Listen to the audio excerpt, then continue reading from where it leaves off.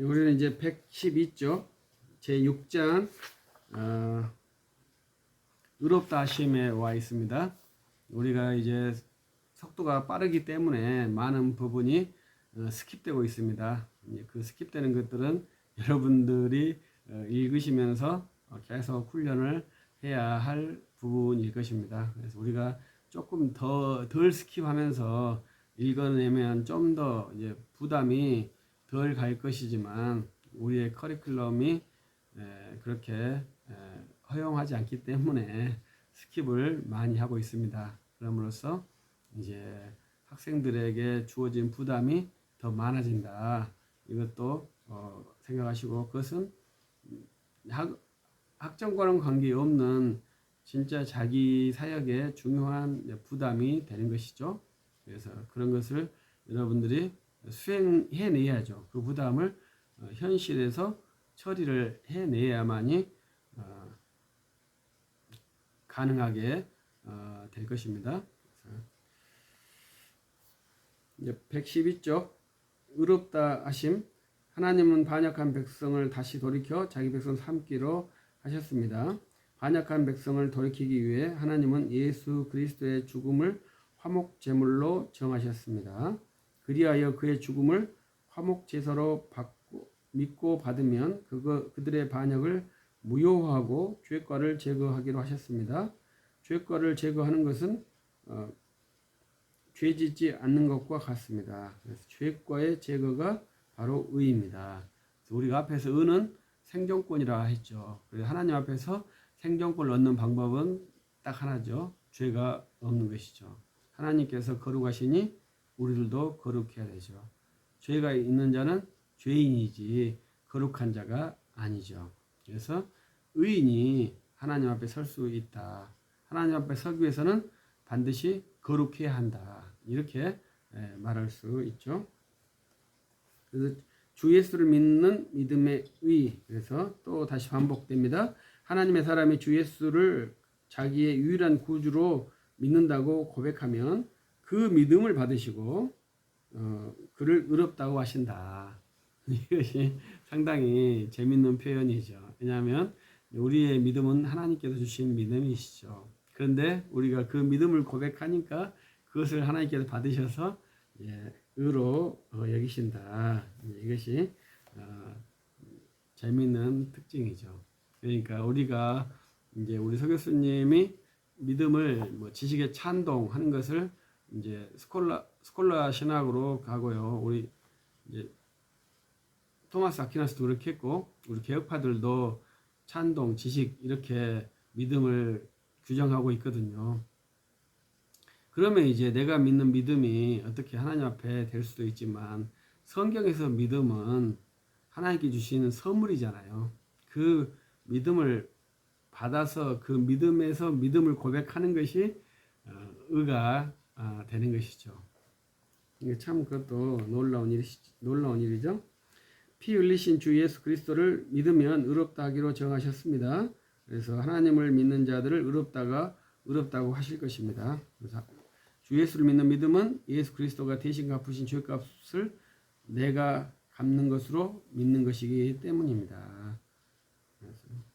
유태인들은 율법을 지키는 것으로 했지만 우리는 믿음으로 구원을 얻는다 이렇게 말하고 있습니다. 여기서 이제 제가 최근에 이합주 영상을 하나 찍었죠. 여러분들에게 그 의무가 없습니다만은 유대인이라고 하는 이것이 유태인이다 이렇게 이해해야 된다는 글이었어요. 그래서 유대인과 유태인이 같지 않다는 거죠. 그러니까 유대인과 유다인은 같은 말이에요. 유대인과 유태인은 같은 말이 아니에요. 유대인은 유다의 후손들이죠. 유태인들은 유태 땅에 살고 있는 사람들이에요. 그래서 그것을 좀 더 구분해 주시길 바랍니다. 그래서 우리가 사용할 때는 성경에서는 유다라고 했고요. 유다.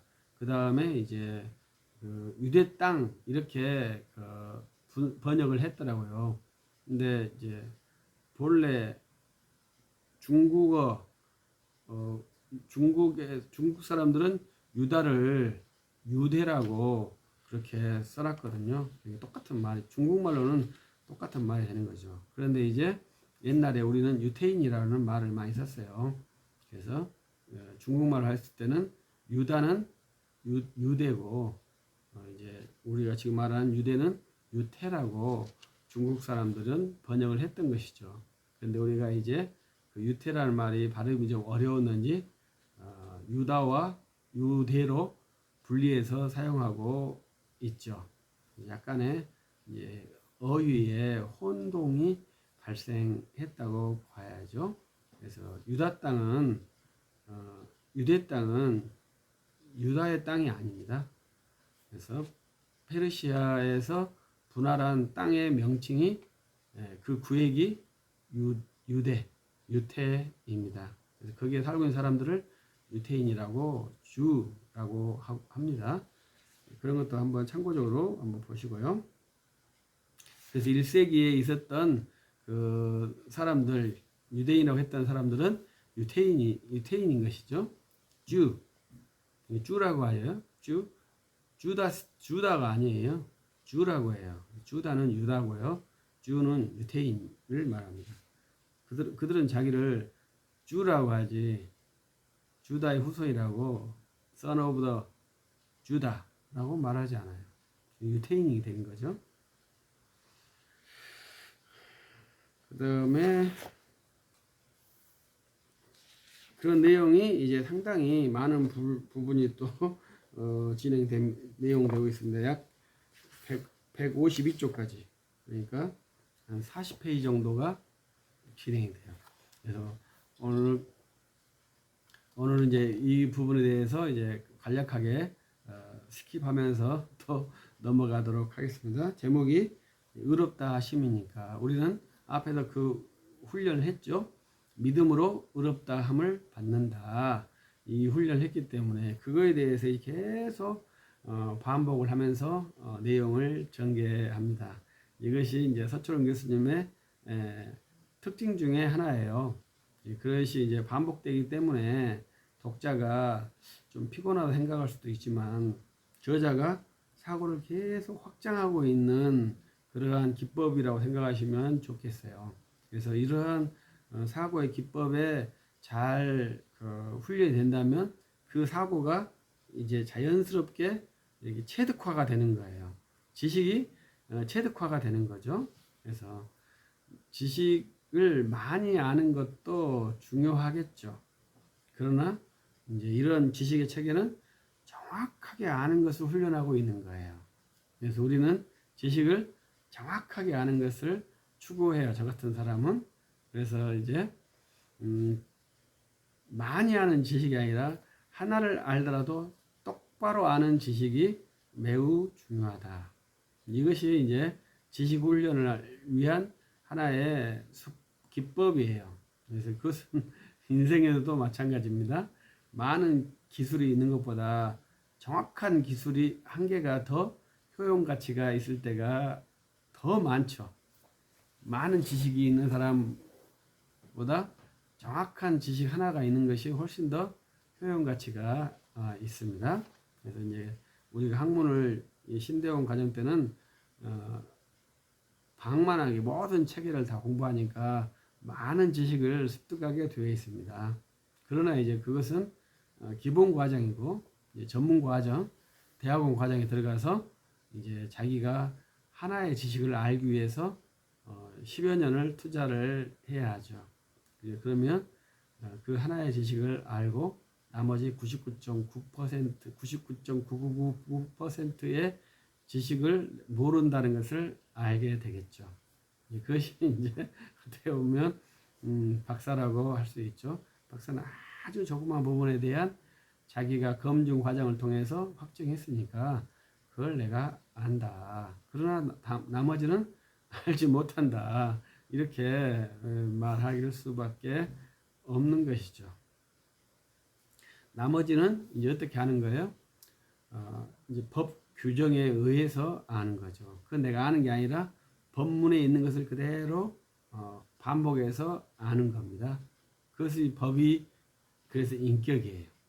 그래서 법이 우리처럼 인격이 있는 거예요. 왜? 그 법에 있는 것을 내가 몰라도 그대로 적용할 수 있으니까요. 그래도 내가 나쁜 사람이 아니에요. 모르고 법을 그대로 적용해도 나는 법적인 인간이지 나쁜 사람이 아니에요. 근데 법 없이 마구마구 말하는 사람은 나쁜 사람이죠. 무법자잖아요. 우리가 학문을 하는 것은 그 법을 잘 이해하고 법을 활용하고 그 법으로 자기를 변호하고 타인을 변증하는 그러한 능력을 개발하는 거예요. 어떻게 보면 법 해석 능력을 배우는 거거든요. 이 성경도 어떻게 보면 내러티브가 많지만 성경도 법이거든요, 일종의. 근데 우리 신앙 고백서는 완전 법문입니다. 교리도 완전 다 법문이에요. 그래서 우리 신학과 법학은 굉장히 유사해요. 왜냐하면 신학도 법적인 것이 굉장히 강하거든요. 우리 신학은 이야기 속에 있는 것이 특징이죠. 법에는 이야기가 없어요. 법은 그대로 집행하는 거예요. 우리는 반드시 이야기가 있죠. 신학에는 꼭 이야기가 포함이 되어 있어요. 성경도 이야기 속에 법이 있죠. 그런 것들을 우리가 잘 이해한다면 재미있겠죠. 그래서 우리 이제 신학책은 이제 그런 이야기가 아니라 사고 체계를 잘 만들어내는 그러한 문장들입니다. 근데 이런 문장들을 잘 습득해서 뭘로 만들어야 되겠어요? 이야기로 만들 수 있는 능력이 있어야 돼요. 그러려면은 정확하게 아는 그러한 능력이 있어야 이야기로 만들 수 있습니다. 그래서 그것을 정확하게 말하기 위해서는 여러 번 반복을 해야 돼요. 그래서 여러분들이 그걸 하기 위해서 여러 번 반복했으면 좋겠다 이렇게 생각을 합니다. 근데 저도 이제 대학원 때 우리 서 교수님께 저는 공부를 했는데 서 교수님의 대학원 시험은 암기 시험을 봤거든요. 이 책을 한 100페이지에서 200페이지 정도를 외워야 돼요. 그래서 이제 다 한 2시간 정도 1대1로 구두 시험을 봤는데 다 한 장씩 물어보면서 질문을 하면 그걸 다 답해야 되고 답하지 못하면 페일이니까 다시 다른 친구들 다 답할 때까지 기다리고 그래서 한 2, 3일 시험을 보죠. 왜냐하면 다시 재시험을 봐야 되니까. 그렇게 해서 시험을 봤죠. 다른 오늘 대학원들은 페이퍼를 쓰는데 우리들은 다 암기 시험을 봤죠.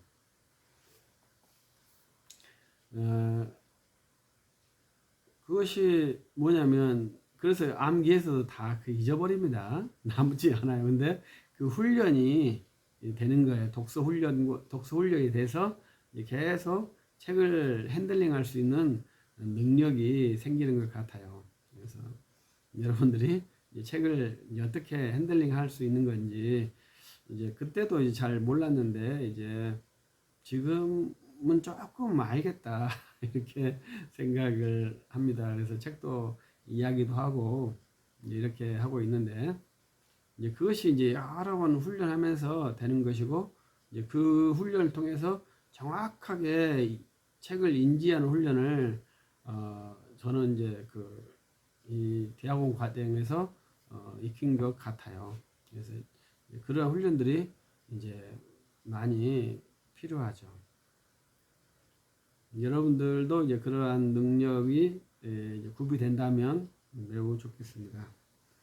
이 책을 보면서 그렇게 또 말을 엉뚱한 데서 길게 했는데 예수 그리스도를 믿음을 이제 구원을 한다. 그 다음에 이제 우리가 그리스도인에서 강조했던 게 또 한 번 나오는데 예수 그리스도의 피 흘리심이 강조된다. 우리 서철원 교수님의 신학은 예수 그리스도의 피 흘리심이 강조된다. 이것이 이제 매우 좋은 것이죠. 그래서 신학에는 그런 게 잘 나타나지 않는데 우리 설교스님 신학에는 그것이 매우 잘 나타나요. 그래서 우리가 복음을 전도할 때도 그리스도의 피 흘리심, 그 피의 속죄함이 나타난다면 그 복음이 저교적으로 들어가겠죠. 그래서 예수 그리스도의 피 흘리심이 우리의 죄를 씻으셨다. 이것을 깊게 생각을 하고 그 피 흘리심의 속죄, 이 복음이 우리가 전파해야 될 아주 기본적이고 첫머리에 있는 내용이죠. 그래서 피 흘림이 없으면 사함이 없기 때문에 꼭 예수 그리스도의 십자가의 피 흘리심이 우리의 죄를 씻었고 당신의 죄도 그 피 흘리심으로 사함 받는다. 이 피의 속죄함을 정확하게 제시할 수 있어야 합니다. 그래서 그 피의 속죄함의 복음을 들으면서 회개의 복음, 죄를 씻기 위해서 또 그리스도의 피가 필요하고 그 피의 속죄함을 고백하는 그 회개가 우리 그리스도인들에게 필요한 것이죠.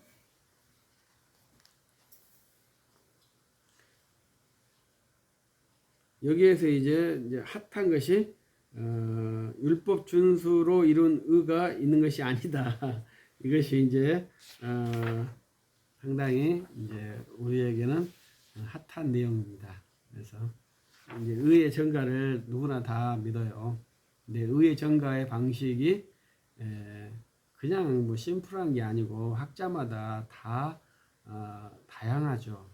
최근에 이제 톰 라이트라는 사람이 의의 전가를 거부하는 신학을 펼치고 있기 때문에 미국에 있는 존 파이퍼 목사님이 의의 전가가 바르다 그렇게 변증하면서 둘이 신학적 논쟁을 하면서 책도 만들 정도로의 깊은 논쟁을 했습니다. 그래서 우리는 의의 전가를 믿는 사람들이죠. 그러나 이제 존 파이퍼 톰 라이트는 의의 전가를 믿지 않겠다 이렇게 주장을 하는 사람이죠. 그래서 이제 의의 전가를 안 믿는 또 혹시 침묵해버리는 그러한 사람들이 많아요. 천주교는 당연히 의의 전가 안 믿습니다. 거기는 인퓨사 의의 주입을 믿는 사람이에요. 그래서 의의 주입이냐 의의 전가냐 이러한 것인데 주입하고 전가가 어떻게 다르겠어요? 주입은 실제적으로 의가 들어오는 것이고요. 전가는 법적으로 들어오는 것입니다. 그래서 우리는 법정적 칭의를 믿죠. 법정적 칭의를 믿기 때문에 전가된 의를 믿는 겁니다.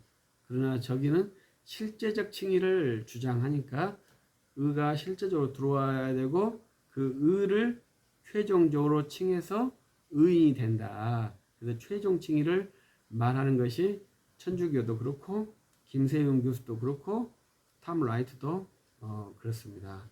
그래서 우리는 첫 번째 칭의가 완전한 칭의죠.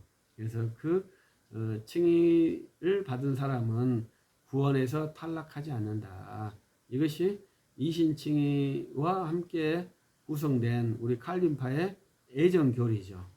그래서 루터에게는 선택교리가 약합니다. 그러나 구원받는 자가 탈락할 수 없다. 이것은 확실합니다. 왜 그렇겠습니까? 구원은 사람이 한 것이 아니라 하나님께서 하신 것이기 때문에 하나님께서 자기 백성을 구원시켜 놓으시고 다시 탈락시키지 않으신다니까요. 그것이 하나님의 의지의 불변성에 들어가 있습니다. 그래서 이제 그러한 교리가 있기 때문에 그러한 이제 믿음의 체계가 있기 때문에 구원받은 자는 구원에서 이탈되지 않는다. 이렇게 주장을 하는 것이죠.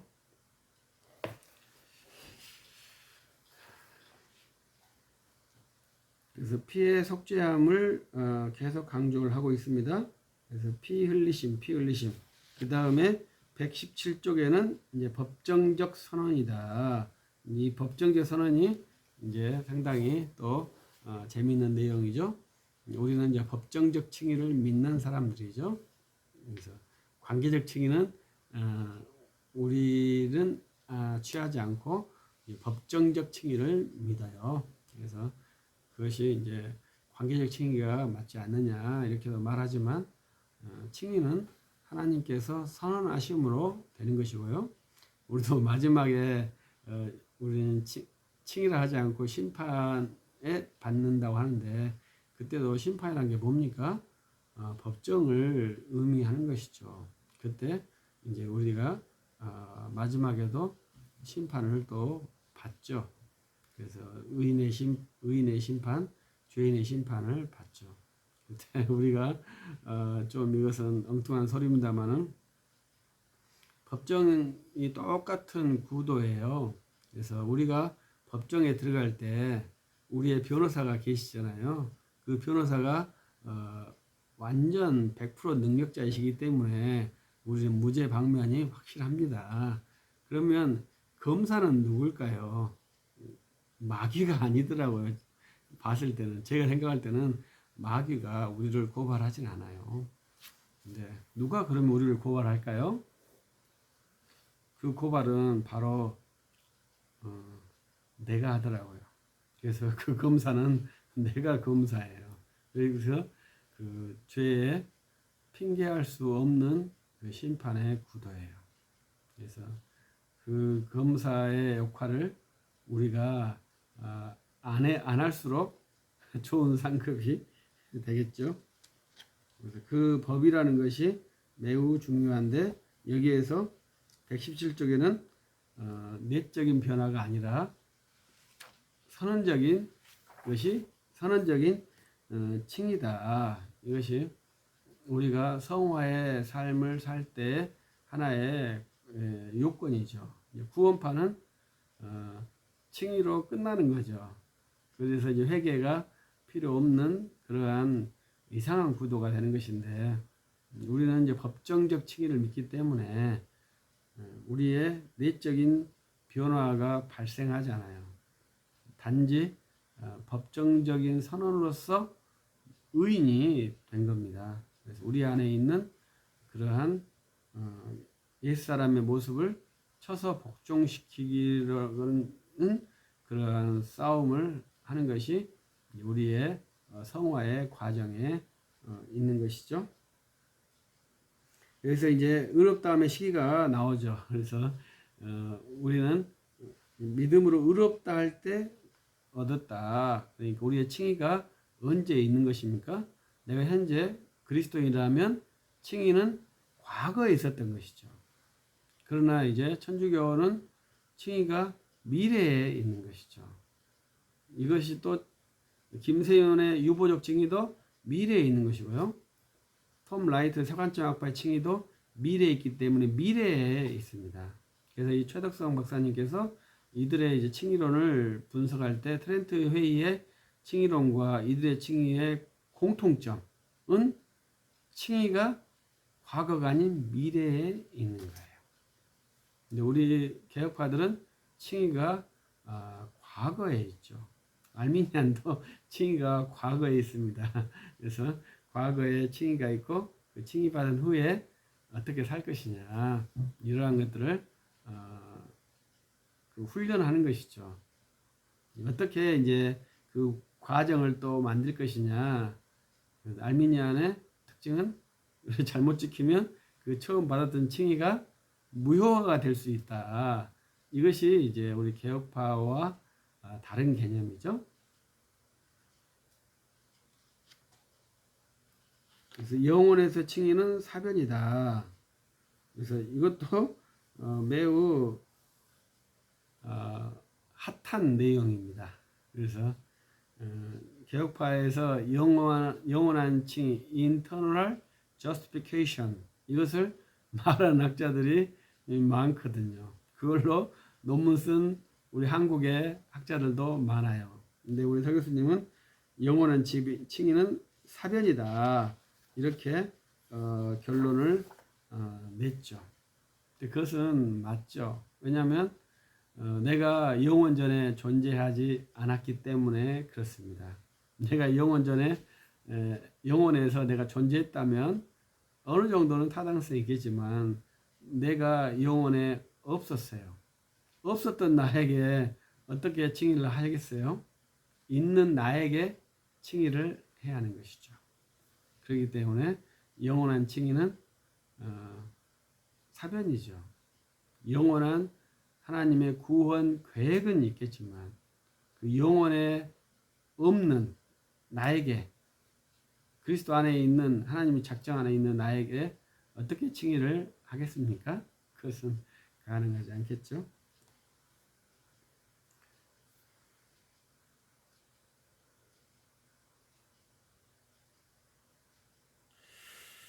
그리고 이것도 상당히 재밌는 표현이네요. 120쪽에 있는 거 한번 제목을 그리스도의 부활 시에 의의 선언도 정당하지 못하다. 이것은 우리가 제일 처음에 구속사 할 때 성령 오심에 대해서 제가 여러분들에게 말씀을 했습니다. 그래서 우리가 성령을 받은 오순절 때 오순절을 기준으로 성령의 내주의 방식이 달라졌다. 이러한 내용을 한 거예요. 그래서 이제 부활 시에 부활할 때 그 믿음 고백을 할 때 그때 이제 의로움을 받았느냐. 그때 여기서는 뭐예요? 부활 시에 아직 성령이 오시지 않았다. 이게 이제 서 교수님의 아주 확고한 신앙이거든요. 저는 이걸 적극적으로 동의하고 그렇겠습니다. 왜냐하면 우리 사도행전 1장에 베드로 사도가 하나님 나라 회복은 언제입니까? 이렇게 물어보잖아요. 그것이 아직까지 정신을 못 차린 질문이죠. 예수님께서 그래도 그런 말 아직은 너희들 잘 모른다. 기다려 봐라. 성령이 오시면 너희들이 무엇을 할지 알 것이다. 성령이 오니까 뭘 했는가요? 예수 그리스도를 증거했잖아요. 하나님 나라를 하나님 나라가 언제 이루어집니까? 이걸 물어본 게 아니고 예수 그리스도를 증거한 일을 했거든요. 그래서 부활 때만 해도 주님이 승천하시기 전까지만 해도 그런 일을 그 하나님 나라가 이 땅에 이루어지는 것을 고대했다. 그러나 성령을 받으니까 그러지 않았다. 이것이 서 교수님의 성령의 구속사의 매우 특징적인 것이죠. 왜 그런다고 했나요? 십자가의 구속의 특이성, 십자가의 독특성이 드러난 것이죠. 그래서 십자가의 전후의 차이점이에요. 그것이. 그래서 십자가와 오순절 성령의 그 차이점이 정확하게 드러나는 신학이 좋은 기독교의 신학이죠. 그래서 루터의 십자가와 이제 서초원 교수님의 십자가가 약간 다르죠. 그 십자가가 자기 부정의 십자가와 고난의 십자가의 의미가 아니라 우리의 죄를 사하시는 그 속죄 제사로서의 십자가가 서초원 교수님이 강조하는 십자가입니다. 그래서 그러한 것으로서 한번 잘 이해해 보시고 그 십자가가 드러나는 그러한 신학 또 그러한 설교가 이루어진다면 참 매우 좋겠습니다. 여러분의 그 복음에서 십자가가 가득하고 여러분이 신학을 한다면 그 신학에서 십자가가 나오는 그러한 신학이 된다면 정말 멋있겠어요. 네. 잘 안 되죠. 그래서 의와 피 흘려서 죄 용서함 받음. 그래서 죄 용서를 고백함. 여기까지 일단 122쪽까지 하고 일단락을 또 하도록 하겠습니다. 우리가 이제 구원론을 공부하고 있는데 구원론에서 이제 가장 중요한 것은 구주의 이름을 아는 것이고요. 그 구주의 이름을 불러서 고백하는 것이 믿음의 고백입니다. 그래서 주의 이름을 부르는 자는 모두 다 구원을 받고요. 주 예수 그리스도를 믿는 자, 주의 성령을 받은 자는 주 예수 그리스도의 이름을 증거하게 되어져 있습니다. 그래서 이 구원론에서 이제 또 하나 또 말씀드리고 싶은 것은 주 예수 그리스도를 믿는 자에게는 성령이 내주하신다. 그래서 성령이 내주하는 사람은 주 예수 그리스도를 증거하는 복음을 선포한다. 이것이 이제 구원론에서 매우 기본적인 내용이고 그 가치를 여러분들이 굳건하게 지키면서 여러 개의 학문을 하신다면 매우 유익할 것이라 생각을 합니다. 마칩니다.